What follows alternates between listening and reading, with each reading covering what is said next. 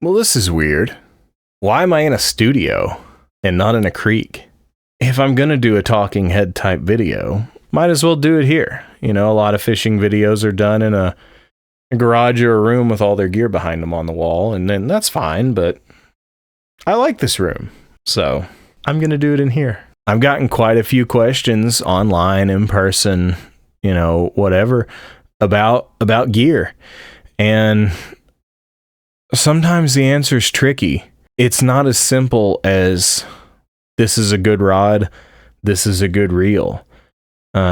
There's a lot of dishonesty in the industry. There's a lot of confusion in the industry. I think the amount of people who are in charge of these companies who are developing these products and the very, very involved in these products that don't actually understand how to use it correctly it's a little surprising.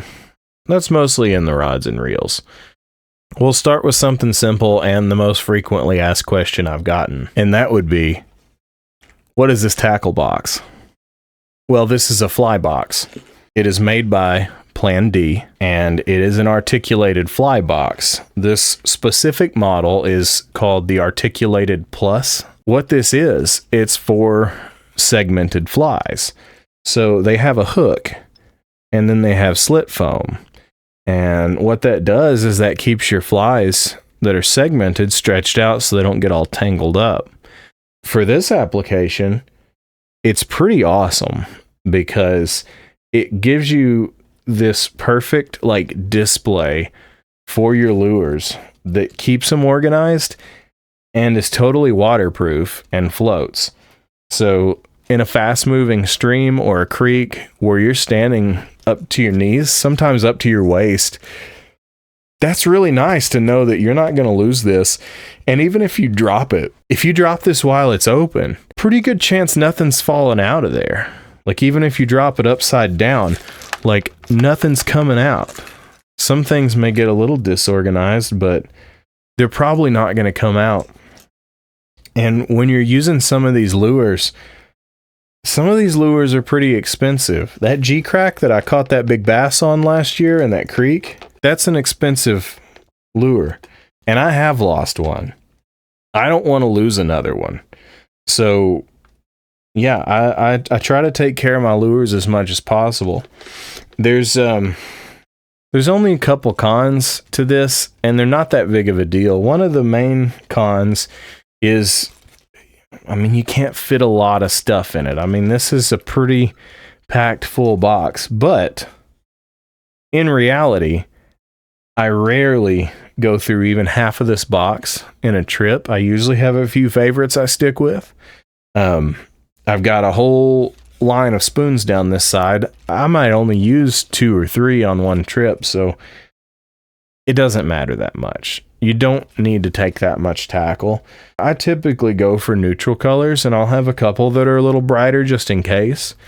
But if you have a few good, natural-looking baits that match what those fish are going to be eating, then you're probably going to catch something. And if it's a tough day, take some spoons. Everything bites spoons basically all the time. So yeah, that'll cover 99% of whatever you want to do with way more organization than just a box with compartments. You dump a few lures in this one, a few lures in this one. So the other con, and this is barely a con. I mean, in practice, you won't even notice this when you're used to it, but it is a little fiddly getting things in and out. It's easy getting them out. You know, you just pull it straight out.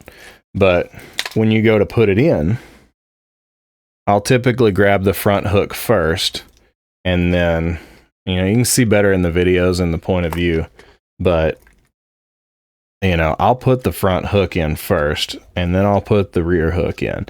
It takes a little bit of time, but that couple seconds of added time means your lures don't get tangled up. They're organized where you can see everything. That's just super valuable to me, at least. And the other thing that you don't really think about until you are somewhere where you are using this stuff is, put yourself in the situation we're going to be using this. You're up to your waist in a creek. You got your tackle box out. You want to switch lures. Now, I've got some heavier lures for a different setup in like an open type of box that a lot of people do use. So this isn't a perfect example because these jerkbaits are much bigger and they have more hooks, but I do keep these kind of loose. These are bigger jerkbaits that I use with my Ambassador combo, or I'll throw them on spinning gear in a kayak drifting for trout. But, let's say I want to get one of these and I'm in the creek and I've been quiet. I walked quietly. I snuck into the spot. Everything is pristine, undisturbed. You can probably hear this thing already. So now, I've got my pack open. I got my lures out. I'm ready to switch baits, and I want this one. Well, I get 5 of them. Let's do this. Okay. I've got my lure. Now, that probably took longer to take this out than it did to put the other one back in that other box.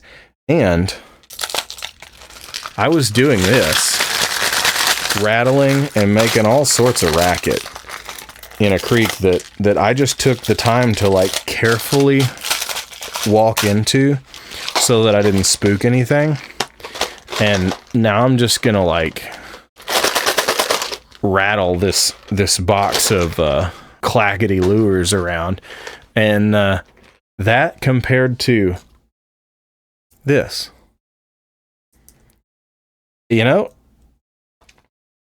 I think in practice this is quicker.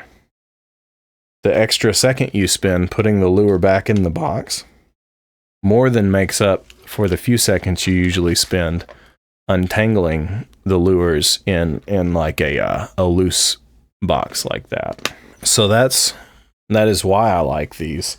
I've been typically using this. This is the bigger size.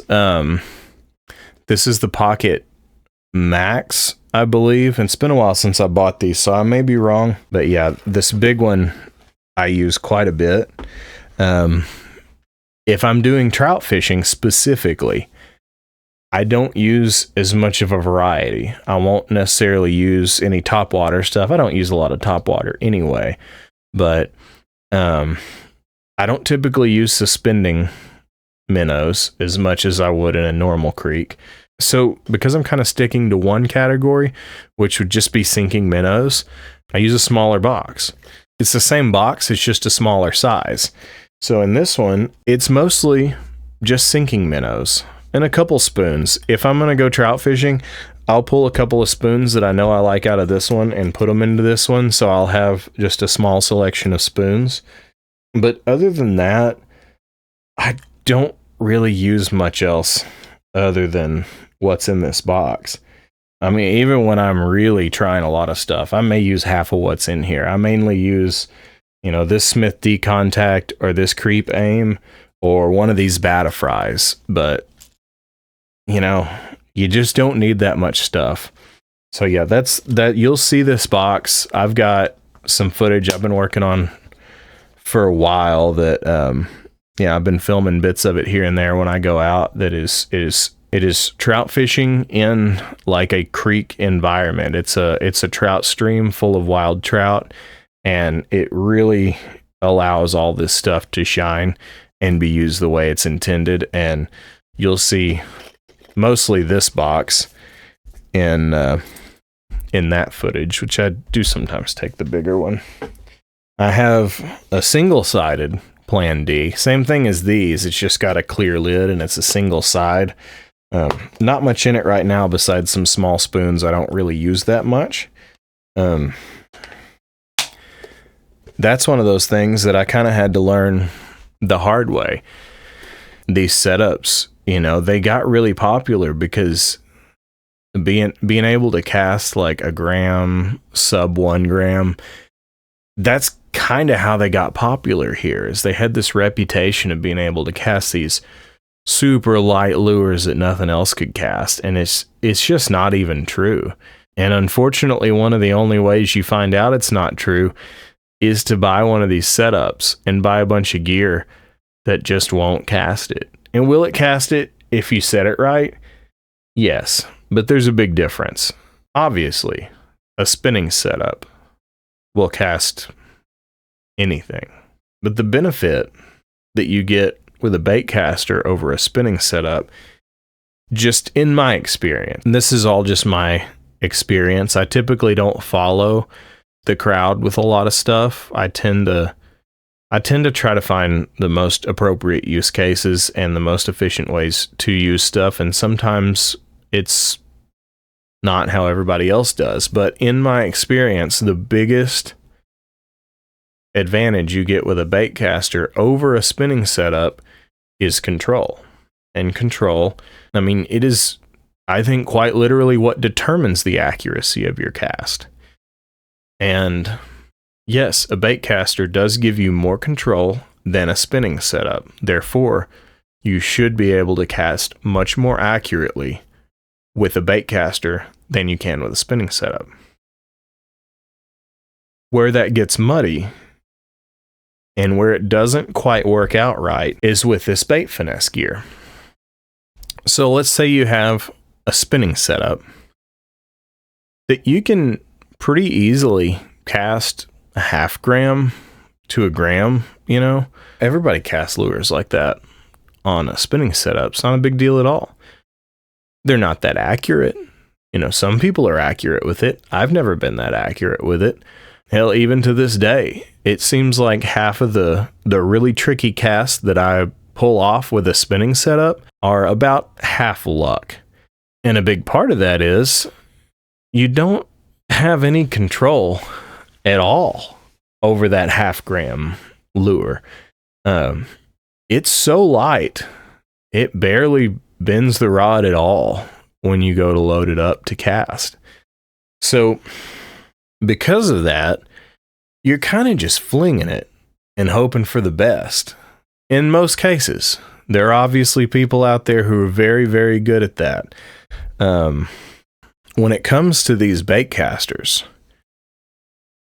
if you take that same weighted setup, that same typical ultralight rod that says it's rated, you know, down to a 0.5 gram or whatever, they're not actually rated that low. I can't for the life of me figure out why they rate rods the way that they do.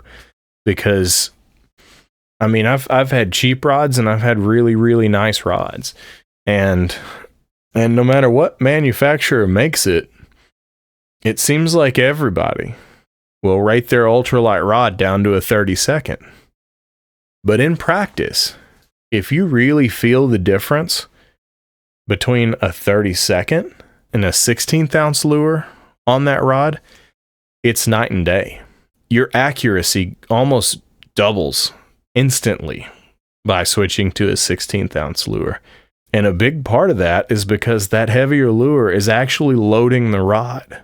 It's slowing down that flex and that rebound slow enough that you have more control. Because of that interaction between the lure and the rod, if you apply the same rules to a bait finesse setup, now you've got this same rod that's overrated, or underrated, I should say. They rate it to be able to cast a lower lure than it can actually do. So what happens is now you've got this same setup that you're kind of just flinging this lure with. There's a channel that I really like, and this guy does awesome reviews, super, super in-depth. It's called Real Test, and spelt like real, R-E-E-L. And this dude goes so deep into these bait finesse reels. And if you want to see what can really cast low weights, that's the guy to watch. It's a cool channel. But in practice, and this is also from my experience, I don't think that you're gaining a lot over a spinning rod. You know, this is a guy who actually will go out and cast a 1 gram lure on a bait finesse setup. And it's cool that he can do it. But what you'll notice too is the cast is different. You really have to exaggerate movements and slow things down to get control. You'll see him when he casts. It's like this big exaggerated movement. You see he's like long arming the rod and everything's kind of moving slow and it's all a very, very delicate balance. And if something's off, you're going to blow that reel up, you know?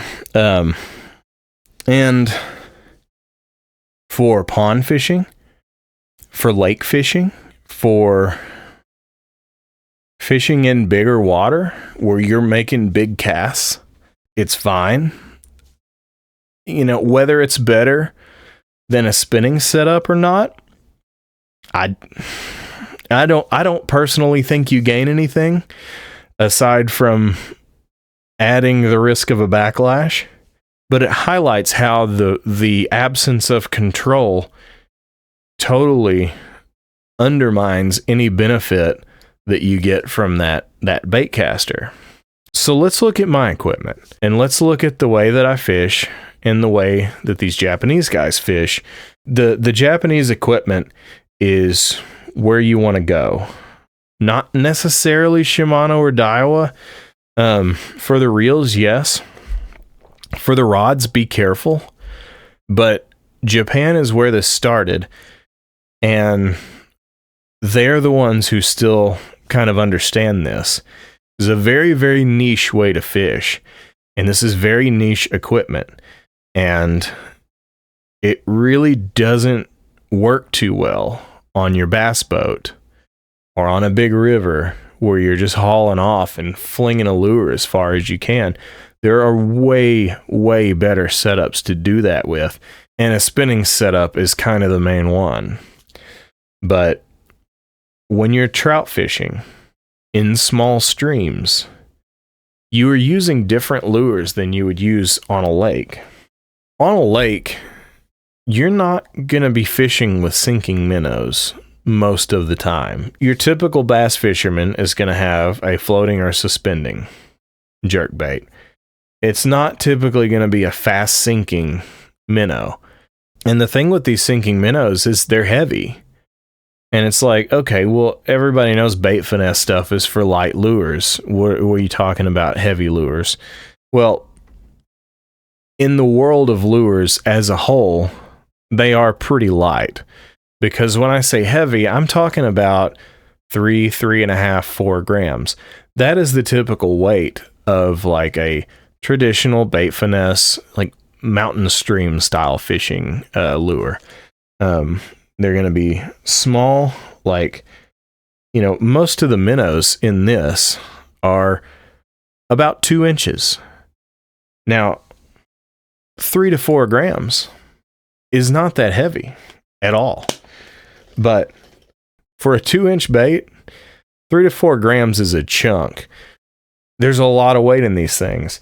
And the reason why is because you're fishing fast water. Trout don't like to hang out in these slow areas. Sometimes they do, but most of the time you're going to find them in these fast runs, you know, where there's a tree washed out and fallen down over the creek, and it's created this little channel where water is just slamming into it and rushing through and around it. And you need to be able to have a lure that you can put into that run that's going to sink down fast and get underneath the surface of that water so that it can move in the current like a struggling fish. And B, you have to put it there with pinpoint accuracy, because every one of these places you're going to catch a fish is a snag. So that's why you typically see me running backwards facing drift hooks. The drift hooks are another one. It's more specific to trout. So drift hook is kind of what I have on every one of these. They're the little colorful hooks that have a braid loop instead of a metal split ring. And basically what that does is it allows for more articulation between the hook and the body of the lure. So trout thrash and they slither.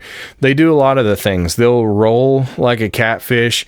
They'll slash around side to side. They'll do anything and everything to get loose. And in a lot of cases they do. And more often than not, when they do, it's going to be something like a treble hook with a split ring. Yes, they have more hooking points, but I've also noticed that because each hooking point of that treble is very small compared to a single hook, they're able to twirl around and thrash, and they end up torquing that hook and lure where they can get leverage on it and throw it out. And I've noticed that a single hook, because it's a bigger hook than each of the hooks of a treble hook, it's able to hook in deeper, and they have a harder time throwing that out. And then when you add that flexible joint that a drift hook has, now when they twirl up, they can twirl like a whole extra turn before it even starts to put pressure on it. And it puts less pressure on it because it's a twisted braided line instead of a metal on metal type of situation. But anyway, that's a whole nother subject. But because you have this very specific class of lures for trout in their natural environments, that basically means you have a whole set of lures that you're mostly going to be fishing with that all weigh about the same. They all behave about the same, and they all cast about the same. So that is what allows for this stuff to be so specialized. But the downside is it's really for that one thing. So let me show you my setup. And let me show you why it's different than what you probably think bait finesse is. So this is my main workhorse rod. And this rod, this was a product of obsession. I'd tried a few different setups. I ended up getting that Flight Feather Cormorant. That thing, when it got released, everybody was nuts about it. It was the craziest thing that ever hit the market. It cast these half-gram lures. It was just this revolutionary bait finesse reel. So that was the first one that I bought. It's not that special. Ended up trying this Daiwa Silver Creek Air TW. I don't like the spool that comes with them. So for the Silver Creek, it's basically the same as any of the Daiwa Air TW reels. It's just got a cool like brown metallic paint job, and they put a narrowed spool in it. Now the spool is kind of strange. They narrowed it, but it's really not like a light spool. It's probably lighter than the typical Air TW spool. I don't know. I didn't use it for long. But they didn't narrow the level wind. Like my Calcutta, I've got a narrowed spool in it, but there's also a narrow level wind kit. So you end up with line that kind of builds up on the side of the spool. And I don't know. I think that's a little weird, especially when it's not even a light spool. So I put an Avail spool in it, and, a couple little goodies. I put some really cool ebony knobs on it, and this really cool looking kind of skeletonized drag star. It's just a cool looking setup. I did that after I built this rod. I just thought it looked so cool. But yeah, this reel with this spool can really, really handle a low weight. Now this rod, I built this rod because I really wanted something that I could take deep into skinny water and these tiny creeks and throw small lures for fish that are hiding back there. And this is the closest I've found to something like that. And as I've used it, I have gotten more of an affinity for these little bit heavier lures on it. It is what it's for, after all. But this is the best rod I've found so far for really lightweight stuff for its length. Length is important. It changes a lot about it. But this rod started life as it's from a company called Dankung.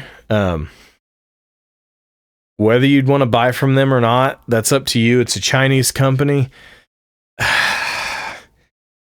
I've got another rod from them that they just blatantly lied about, and I'm sure they're taking their information from the people who actually made the rod. So I don't know who you actually blame in that scenario, but it's China. Buy at your own risk. But sometimes you get something good, and this rod is very good. This is a modern S-glass rod. It's real glass. It's not like the 99% carbon rods that most of the bait finesse rods on the market are today, and that is very important. So the glass is a much slower reacting material than carbon, and I hesitate to say it's slower because then it gets confused with the bend, the action of the rod, and that's not the case. It's two different things. So this is I'd say that's kind of moderate. It's not like a super slow rod. It doesn't bend way down here. It's got some give, but it's fairly stiff through the butt section. But that first third of it is very, very flexible. And when I say it's a slower rod, I mean the speed that it rebounds and the speed that it moves is noticeably slower than with carbon. And the reason that helps you is because when it rebounds slower, you have more control. Control equals accuracy. And accuracy is everything. It's the only reason to do this. Aside from, the stuff is cool and I like the way it looks, but I wouldn't be using it if it wasn't better. And for this specific use case, these specific lures, this very specific need for control, it is the superior tool. So I found that Dankung rod, used it with the Flight Feather Cormorant, liked it a lot. It really handled some of these light lures well. Then I started learning more about, the traditional, use of the bait finesse gear. I started getting some of these lures and some heavier spoons and some stuff that it was actually intended to cast. And when I tell you it was night and day difference, I mean, this thing turned into a weapon. You can put lures anywhere you want with so much control. There's no fishing gear like this. So I noticed, and this is specific to me, most people won't have this issue. Most people hold their rods like this. They put their trigger finger over the trigger. I don't. I put my middle finger over the trigger because I like to palm the reel, kind of. Not like a full palm, but you have a lot of control like that. That thing is locked in my hand. It's not going anywhere. I keep my finger down the side and keep tension on it. Puts my thumb in just the right spot on the spool. So because I hold it like that, there's a lot of extra handle that sticks out of the back. And I have not messed with this rod yet, so I'll show you this other, and I'll show you why it's kind of obnoxious for me. So this is the typical handle you would see on a bait finesse, traditional Japanese style bait finesse rod. It would be one of these machined aluminum handles. Now when I hold it like that, look at all this extra. The problem with this is it kind of binds up on your wrist on the inside. Now you'll see a lot of people, they'll either cast like this to the side, or with this one, I'll go on the inside like this, but that's not ideal. I don't cast my best when I cast like that. It's fine. But if I really have to get into a tight space, I'm a little bit limited with this. Now, I will cut the cork off of this, turn it down, and and make a new handle section for this that's shorter and fits me better. I just haven't yet. Haven't fully decided how I feel about this rod. I really like it. I go back and forth constantly in videos on it. I get really annoyed because they rated this rod very, very low. It can't cast anywhere near as low as this other one can, but whatever. I digress. That's part of the, you get what you get from the Chinese market. But in terms of performance, this rod is nuts. It is so good. And it's so good paired with a Calcutta. I've casted, I think, every different version of the Great Hunting Huntsman and some of the other like segmented trout rods that Megabass does in that Great Hunting line.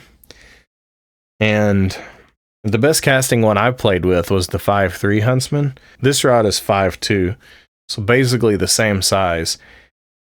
In my opinion, now this is just my opinion, this is the way I cast. This is a Calcutta with a narrowed spool and a narrowed level wind and a different clutch that you can get a little closer to the spool, so it's not going to perform exactly like a stock Calcutta. But for me, the way that I cast with this reel, this one outperforms a 5.3 Huntsman.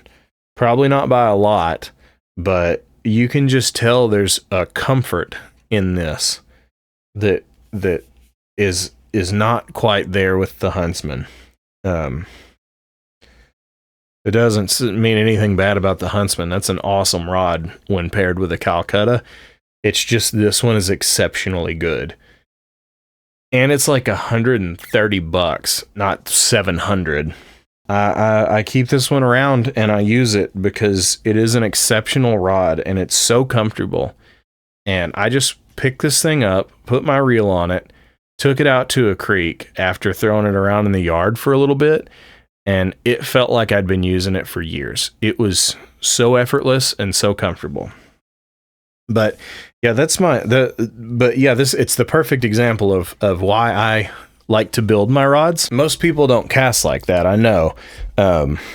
So because I am a little bit weird and very specific, I like to build rods to fit my specific weirdness. So this rod is very special because I sacrificed a very old rod that I've had my entire life. I mean, it was old when I was a kid, but the story is I wanted to build a heavier creek fishing combo. I wanted something I could flick cast heavier lures for, bigger, more predatory creek fish like snakeheads, maybe taking it up north and catching steelhead or salmon. That's kind of what I wanted to build. So it started as a project for that.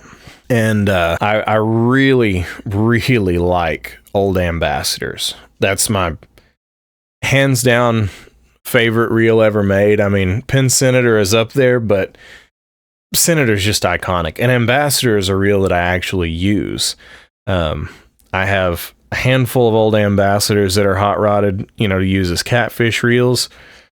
And I had just gotten a left-handed Ambassador. It was my first left-handed Ambassador.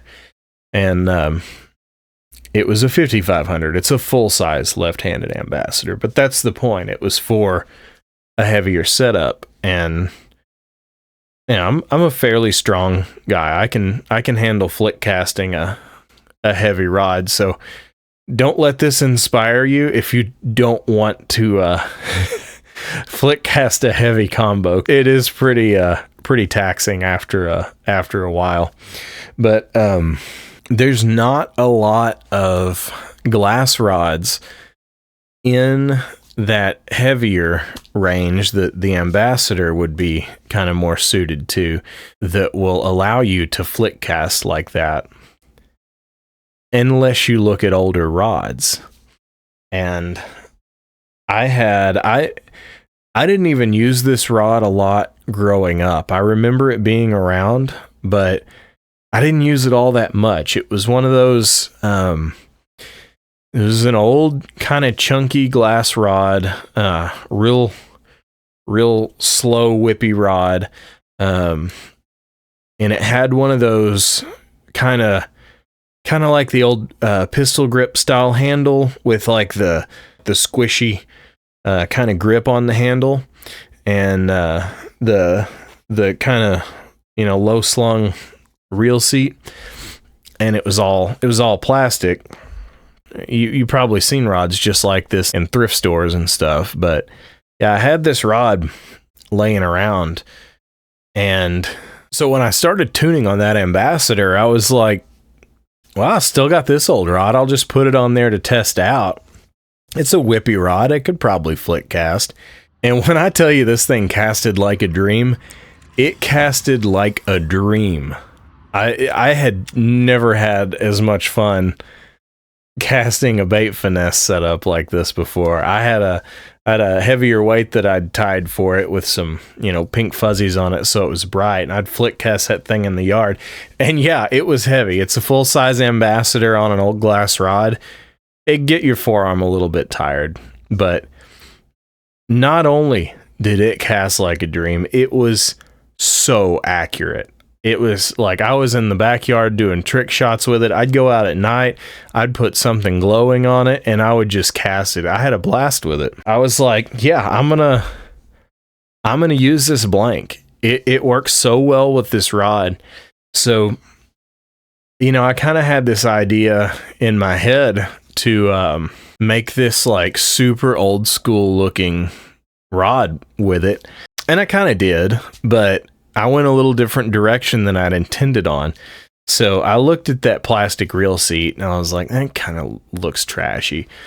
So I found an old head-on PAL all metal reel seat on eBay and ordered that. And it came in, and I noticed almost immediately that the clamp for the blank was way too small. It was intended for a blank way smaller than this one.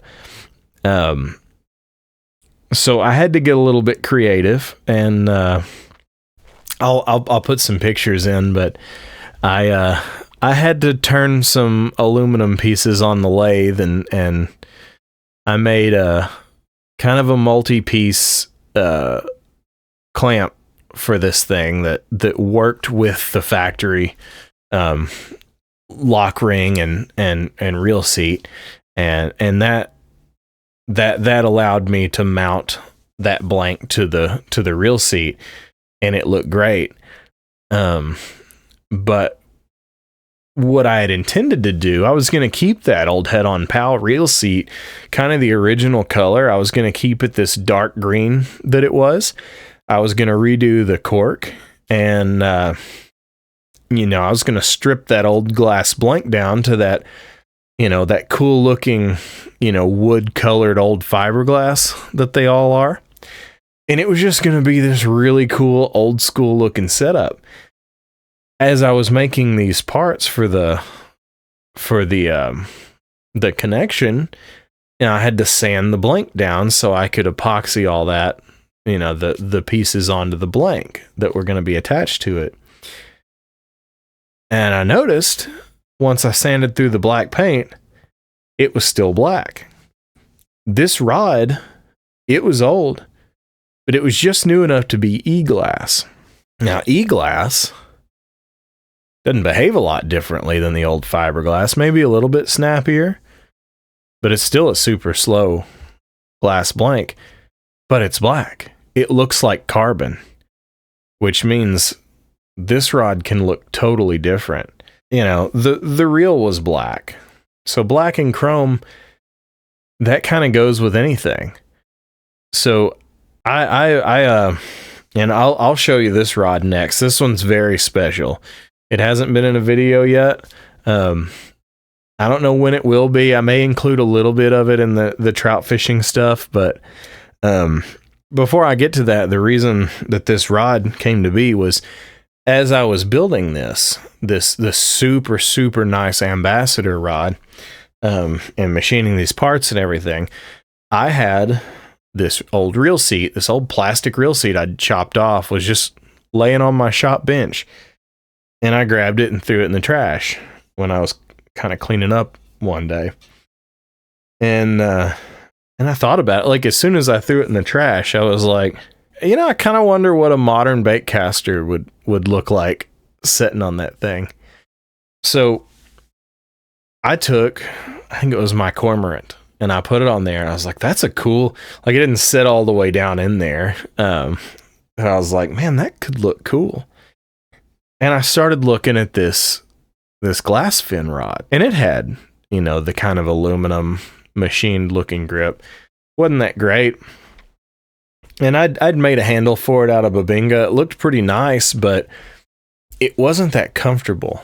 And it still, even though it was a little shorter, it still had that same issue where it was hitting my wrist. And I was just looking at that reel on that seat, and I was like, okay, what if I put a modern blank into this seat, sculpted this seat a little bit where the modern, you know, low profile bait caster will fit down into that, and then just sculpted a handle just perfectly fit to my hand.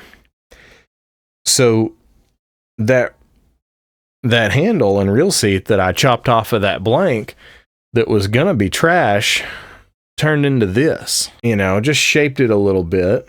It didn't take a whole lot, but I got it kind of carved out where that reel would tuck down in there nice and flush. Of course, the factory clamp for the reel seat was plastic, and it was kind of cheap and flimsy. I ended up breaking it as I was testing it. So I kept the aluminum nut, and then I made an aluminum foot for it, and I'll put some better pictures of that. But yeah, it really classed it up. I mean, it's very, very solid. And then I painted it this nice pewter color that really matches the accents on this Silver Creek and complements this very well. Because of this nice, like, chocolate brown color, I had thought about African Wenge for the handle. Wenge is it's an African hardwood. It's a lot like ebony, but it's more of a chocolate color. It's not as black, and you can tell in the sunlight it's almost the same color as the real, and it just makes for a very coherent looking, this just looks like it was made to be together. I did kind of make this all to be together, but yeah, I essentially started with a glued up chunk of Wenge that I drilled. So the shaft from this handle is kind of tapered. So I drilled a tapered hole into the Wenge that would fit on there tight. So I fit this block of Wenge onto there. And I started with just a little handsaw, and just cut it down to a chunky, shape on the back. And then I just grabbed it. And every time I would grab it, I would remember, I would say, okay, right here, I feel pressure. Right here, I feel pressure. And I just started with a heavy rasp, and I just started taking wood off. And as I took wood off, I would hold it and say, okay, I feel a little bit right here. I feel a little bit right here. And I would just keep taking wood off. And it eventually led me to this shape. It's got the grooves for my pinky and ring finger. It's got a nice swoop through here that my palm sets in. So when I hold this thing, it is perfectly fit into my hand. And it is just the most secure feeling. Because it doesn't stick out, I can bend it all the way. There are times when I'll be in tight spots where I've more or less only got room to stand there. And because of the way this rod is, I can cast it like this. And I have, on a lot of occasion, casted just like this. And so this really is a combo that if you want to be able to do very precise, tactical casting. You can't beat this.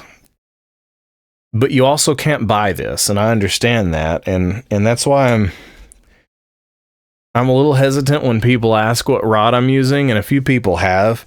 I'll say it's custom rod, but it's built on a Dankung glass fin blank. And that's what it is. I mean, if you were to order a Dankung glass fin and put a Silver Creek on it, you wouldn't get this like totally different experience, especially if you hold it with your trigger finger around the trigger. But for the way I cast, for the way I hold it, this is a very specialized thing that works really well for me. But yeah, in most cases, you could probably go get a Dankung glass fin in this reel, and it would be a somewhat similar experience.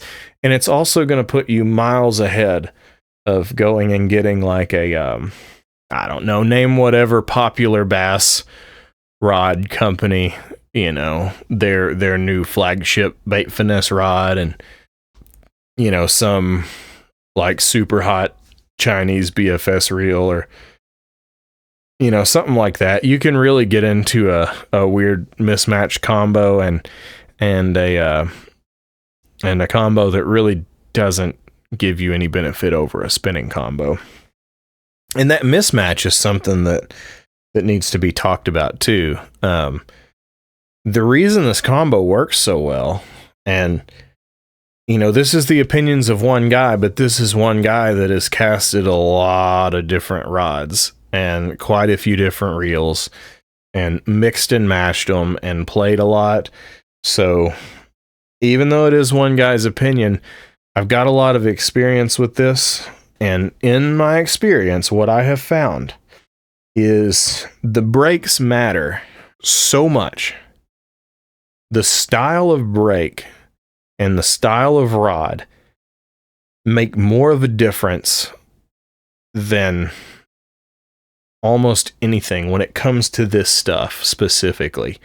And what I mean by that, so these Daiwa reels, they use a fixed break. Those magnets, they are where you set them and they don't move. So it's always the same amount of braking force on the spool.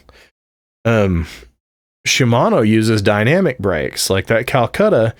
When you cast it, those magnets come out and they create more of a force on that spool the faster it moves.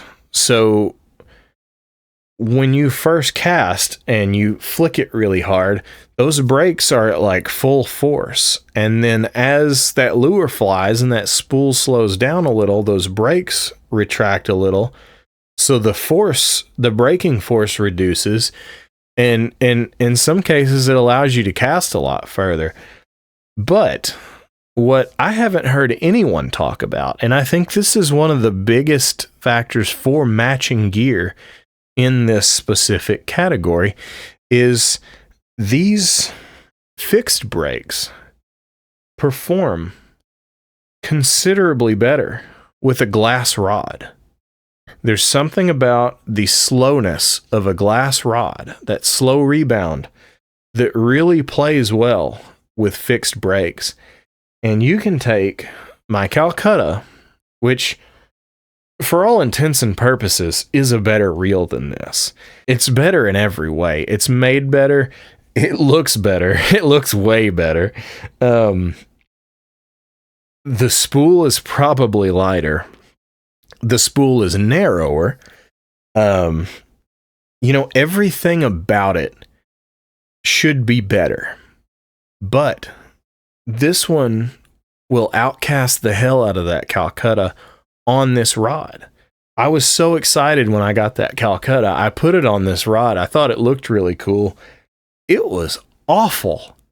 I couldn't cast anything under 3 grams. It was just terrible. Just constant backlashes, and everything was just right on the edge of blowing up. And that was why I got the lighter spool, the narrower level line. the clutch that I've got on it. That's why I did all that stuff to the Calcutta, because I tried to make it outperform this. And on the Calcutta's best day on this rod, it doesn't even get close to this.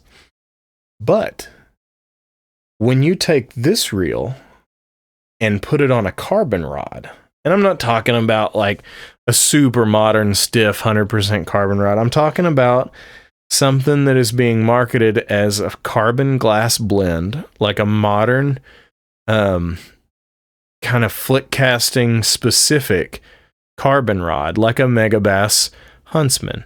Some people say those are glass rods. They're not. They're like 1% glass, like 99% carbon. This reel sucks on a Huntsman. It's just awful. Same deal. You can't cast anything. It's like you have to cast like 3 grams or heavier, or you can't even cast it. But then you put the Calcutta on a Huntsman, or the rod that it's on, and all of a sudden, you can cast 1.5 grams. It's not that reliable. I wouldn't recommend it, but you can do it, and it's so much easier. You can just easily flick it. It doesn't like try to backlash all the time. It's so much more controlled. And that is a finding that is consistent with like every combo that I've tried. Anything with fixed brakes that you put on a carbon rod kind of sucks. And then you put it on a glass rod and it's awesome. And then you take those fixed brake reels, you put them on a glass rod and they suck. And then they're awesome on a carbon rod. So that's why you see that Calcutta on that carbon rod. That's a 99% like glass blend stream rod. It casts so good. But you switch these rods and reels, and I hate them both. I don't even want to use them. So I think that's interesting that I don't ever see anybody talking about that, or at least I haven't yet. Maybe somebody is. I just haven't heard anything about it, but I think it's one of the most important aspects of, putting together, especially if you're putting together your first combo. You go buy a Calcutta and a glass rod, you're going to hate it. You're not going to be able to cast it well. You're going to be like, why does anybody do this? And for good reason, it's going to suck. So yeah, that is something that you really want to take into consideration when you're buying your first combo. You want to get a good matched pair. Enough people don't talk about that. But let's wrap up that tangent and get back to what we were talking about. So that is how this rod was born. That is why it has this crazy looking handle, and that's why I'm using a low profile reel. I'm actually not a fan of low profile reels. I like the classier look of a round reel, and you'll see why in a second. But yeah, I think this is just such a it's like futuristic but also classy, and I love this. So this is my staple. You'll see this almost anytime I'm in a creek. It's probably always going to be with me. I doubt I'm going to build a better combo for just, hiking through creeks than this. So that is this rod. This is why I can't tell you what rod I use, because I built it. But yeah, if you really want a similar experience, Daiwa Silver Creek with an Avail spool and a Dankun glass fin. Just a solid combo. And I'm running like about a 9-pound Varivis bait finesse specific braid on it. Just a killer combo. I love this. So back to the one that I'm really excited about. And the other half of that rod. And I still think it's funny that I even had that old rod, because it had just kicked around with a bunch of old fishing gear. I probably almost threw that thing away 12 times throughout the course of my life. I have no idea why I still had it. The guides were all falling off of it. It was just ratty and nasty. But because I didn't throw it away, I had it to try with this Ambassador. And it ended up being so good that that's what I used to build this combo. And it makes it that much more special, because this is a rod that I've had my whole life. And it was always just kind of a throwaway trash rod. And now It is one of the nicest rods that I've ever seen in my life, and it's mine. And I can't believe it. I mean, I did have to make it, but it's just so cool. So here's the blank. I kept it very, very minimal on the blank. I'll do some close-ups, but it just looks kind of like a carbon blank. It's got some basic black wraps with a little bit of twist, with a black and silver metallic twist. And then we get to the handle. This is what I made. It's one of the craziest combos I've ever seen, and it has a very specific use case. And because of that, I don't use it a lot. So this is that old Head-On Pal reel seat. It's an old aluminum reel seat that I took apart. This is that collar that I machined the aluminum parts for to put this blank onto this reel seat. After I realized this blank was this nice black carbon looking blank, then I Cerakoted this reel seat black and put that reel on it. And I wasn't sure what I was going to do for the handle. I knew I wanted something that fit my hand a lot like the other, but I wanted a little support, I guess. It needed to be a little beefier because this is a much heavier combo. So I started thinking, and I love the look of Bubinga. It is another African hardwood, and it has the richest red. It is just gorgeous. And, you know, maybe it shows. I'm assuming it does show. It's Bubinga really likes to show off. It's a gorgeous wood. And because of that nice red when I got the handle, I got some nice kind of reddish knobs that match. But it was the same process. So I got the reel seat done. I pretty much got it done all the way back to the handle. And then I took this block of Bubinga and drilled it out and slid this chunk of Bubinga. I think I have more pictures of this one in process in a absolutely disgusting shop. But yeah, so this started as a giant chunk of Bubinga on this handle that I did the same thing with. I just kind of started cutting it away and holding it, and I hold it the same way, middle finger around the trigger, kind of halfway palm the reel. I can get a lot of my thumb on the spool, and that helps a lot. You got to do everything a lot harder when you're throwing lures that weigh 10 grams, but yeah, the same thing. I carved it away until everything just felt right, and this one's a little bit different. It doesn't quite clear my hand as well as the other. And the reason why is because it's heavier. I wanted a butt to this that I could brace. So it's flatter on this edge than like a typical round handle would be. So I can kind of brace this thing into my wrist and lock it in, and I can use more of my arm to flick cast it. So, and it's a little different technique because you're casting a lot heavier weight and you want more support, and you're also going to be catching bigger, stronger fish. You'd be surprised how strong a fish feels when you can't really brace your rod at all.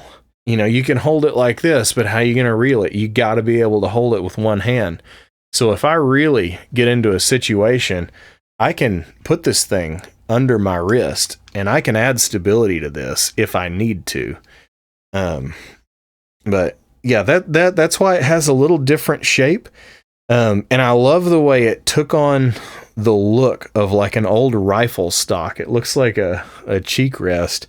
And because it ended up with a nice flat area, I decided to inlaid my initials in copper on the top of that, and that is it's just a killer combo. I am just in love with this thing. Every time I look at it, I smile. And I don't use it enough. You know, there's not a lot of cases where you're going to use a full-size ambassador in skinny water. And it's just, but I'm glad that I have it. And there will be a time where I'll use this more. But until that time comes, it's here, and I'm glad that I get to share it with you, because this is by far my favorite combo I've ever had. So yeah, that's a little look at some of the weird specialized gear that I use and why it's different, and why it, you know, it's a little complicated when somebody's like, what rod is that? What combo is that? You know, because it's a very specific thing, and it's not going to fit most people's style. And there's a lot of nuance to it, and there's a lot of bad information. As the videos go on, you'll see more close-ups of gear. You'll see more different things. But that was the rods and reels are the biggest ones. And of course, the question, what tackle box is that? That's the most asked question by a long shot. But yeah, hopefully that clears a little bit of that up, and maybe if you're struggling to find a combo, or wondering why this combo you just bought kind of sucks, hopefully that puts it into perspective. Yeah, it's good to be making videos on this channel again, and it's cool to use the studio. I know this isn't like a fishing channel setup, but hey, it's good to have a place to talk to you guys, because when you get really into things and you start going down all these rabbit holes, there's a big difference in techniques and gear and the understanding of things, and it's good to be able to talk about these things and really help people get an understanding of a complex subject that really requires an in-depth discussion. So having a place that we can have an in-depth discussion is a very important thing for this channel. And I'm glad that I have it. And I hope you guys enjoy it. With that being said, if this is your first time seeing me, thanks for stopping by and checking it out. And if you're one of the people that's been subscribed and you're like, I still don't know why the hell we're doing a fishing gear video in a talking head studio, well, because I like it. And I'm glad that you guys stuck around to see it. So I appreciate it. And yeah, we'll see you in the next one.